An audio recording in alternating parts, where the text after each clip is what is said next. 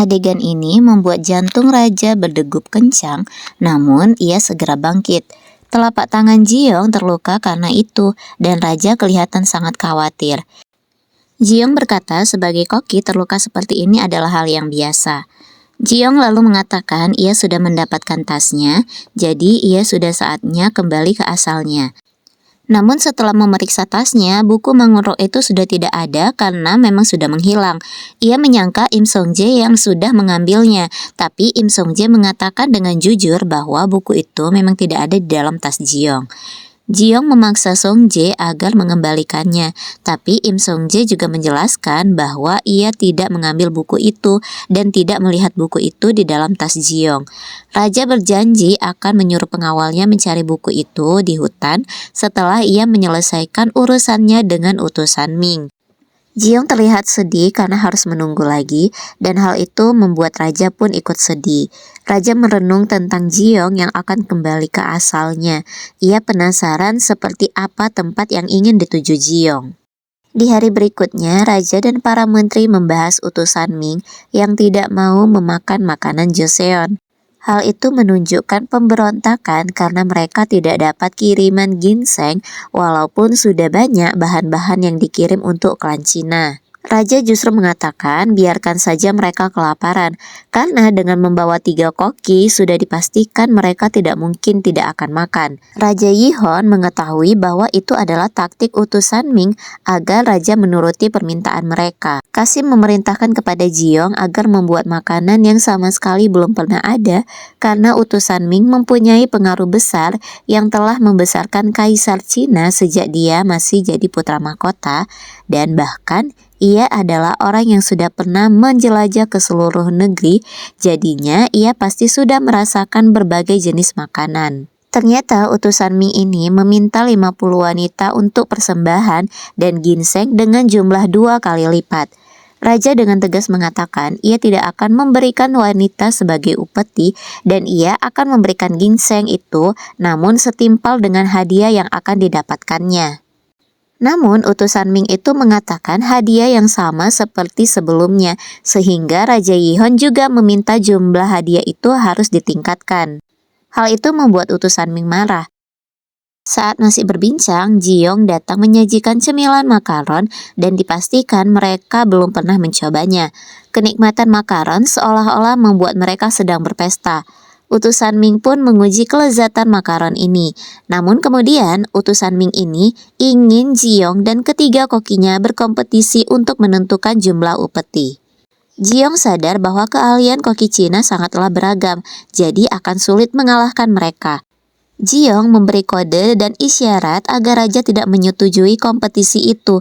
Namun raja salah mengartikan isyarat yang diberikan Jiong, lalu ia menyetujui kompetisi itu dilakukan. Raja juga mengira Jiong ingin mengikuti kompetisi itu dengan ketiga kokinya dan temannya juga, yaitu Bongsik dan Mansu. Setelahnya, Jiong memarahi raja karena menyetujui kompetisi itu. Jiong pun menjelaskan arti isyarat yang diberikannya kepada raja yang mengatakan tidak. Namun raja berpikir arti isyarat itu adalah setuju. Jiong memohon agar kompetisi itu dibatalkan. Tapi raja berkata dia mengakui Jiong sebagai koki terhebat di Joseon. Jadi raja meminta Jiong untuk tetap melakukannya demi raja dan demi rakyat Joseon. Raja berkata jika Jiong kalah maka ia akan diberikan hukuman sebagai pengkhianat, dan jika Jiong menolak untuk mengikuti kompetisi itu, ia juga akan dianggap sebagai pengkhianat, dan pastinya para menteri akan meminta petisi untuk Jiong dihukum. Itu artinya ikut atau tidak ikut Jiong dalam kompetisi, Jiong akan tetap mengorbankan nyawanya. Raja Yihon berjanji jika Jiong menang, ia akan mencarikan buku Mangunrok dan mengizinkan Jiong pergi. Di sisi lain, selir Kang memanggil Koki Meng. Ia justru memerintahkan agar Koki Meng sengaja kalah dalam kompetisi itu. Jiong dan seluruh koki menyiapkan cabai sebagai senjata rahasia untuk kompetisinya. Namun raja tiba-tiba saja memanggil Jiong. Jiong meminta izin kepada raja agar diberikan izin keluar istana karena Jiong ingin pergi ke penggilingan. Ia ingin membuat bumbu baru untuk kompetisi. Alih-alih memberikan plakat perjalanan, raja justru ikut menemani perjalanan Jiong ke pasar. Sebelum berangkat, raja berkata mereka harus menyamar untuk keluar dari istana. Raja pun membelikan dan memilihkan pakaian untuk dipakai Jiong ke pasar. Raja Yihon dan Jiyeon menelusuri pasar bersama. Mereka terlihat bahagia. Jiyeon melihat aksesoris yang mirip dengan gantungan di buku Mangun Rock. Mereka sampai ke tempat penggilingan. Sambil menunggu cabai itu digiling, raja meninggalkan Jiyeon sebentar. Ternyata raja membeli semua barang-barang aksesoris untuk wanita dan akan diberikan kepada Jiyeon. Raja melihat Jiyeon dari kejauhan dengan membawa bunga yang dibelikannya untuk raja. Bunga itu katanya dapat membantu menenangkan pikiran raja. Namun karena Jiyeon hampir tertabrak kereta dorong, raja yang mencoba menolongnya justru membuat bunga Jiyeon terjatuh. Jiyeon pun mencoba mengutip bunga-bunga yang jatuh itu.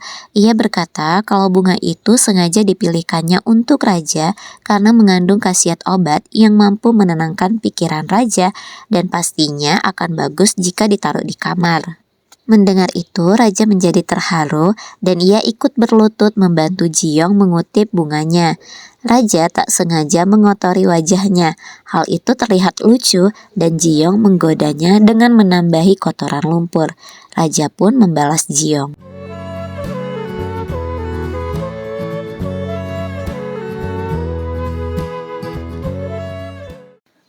Sebelum berpisah, raja memberikan aksesoris yang dilihatnya di pasar tadi sebagai hadiah untuk Jiyeon. Bukan hanya itu, raja menyerahkan semua barang-barangnya yang telah dibelinya untuk Jiyeon. Tibalah saat menentukan tema makanan untuk pertandingan. Tema pertandingan yang pertama adalah membuat hidangan daging yang belum pernah ada. Tema pertandingan kedua adalah koki harus saling membuat makanan dan hidangan dari asal mereka. Yang artinya koki Joseon akan membuat hidangan Ming, begitu juga sebaliknya. Tema hidangan ketiga adalah sup ginseng. Dan ternyata koki dari Cina ini terkenal dengan makanan supnya. Utusan Ming mengatakan jika ia menang, ia ingin 100 wanita persembahan dan hak untuk memanen ginseng di Joseon. Raja membalasnya dengan berkata ada syarat yang akan diberikannya. Jika Joseon menang, Ming hanya akan menerima setengah upeti dan mengizinkan Joseon membeli tebu dan tepung sebanyak yang Joseon mau sebelum masa panen. Walaupun sedikit ketakutan, utusan Ming ini menyetujuinya. Raja berkata kompetisi akan dilakukan dalam 3 putaran dan mereka diberi waktu 3 hari untuk mempersiapkan bahan-bahannya. Namun Jiyeon memberi isyarat agar mengundurnya menjadi 5 hari. Mereka pun menyetujui kompetisi itu yang akan dilaksanakan 5 hari ke depan.